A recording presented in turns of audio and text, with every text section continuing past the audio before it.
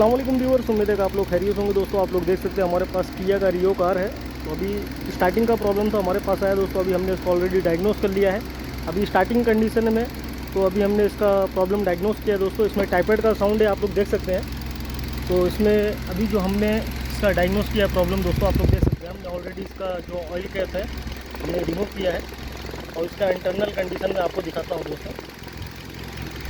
इसका ऑयल किस तरीके से दोस्तों एकदम ग्रीसी टाइप हो गया है और इसका जो लुब्रिकेटिंग एरिया है दोस्तों, जो लाइन है पूरा ब्लॉकेज है और इसकी वजह से इसमें ऑयल का प्रेशर बिल्कुल नहीं है, जिसकी वजह से यहाँ पर आप देख सकते हैं दोस्तों बिल्कुल ऑयल नहीं आ रहा है। तो हमारा टाइपेड का साउंड है दोस्तों। अभी इंशाल्लाह मैं इसको रिमूव करूँगा और इससे रिलेटेड जो भी इन्फॉर्मेशन होगा इंशाल्लाह मैं शेयर करूँगा दोस्तों। अगर वीडियो अच्छी लगी तो लाइक करना, शेयर करना और चैनल को सब्सक्राइब करना और बेल आइकन को प्रेस करना, ताकि मैं इसी तरीके से मैकेनिकल से रिलेटेड वीडियो लेकर आता रहूँगा दोस्तों। चलिए दुआ खैर में याद रखिए। अल्लाह हाफ़िज़।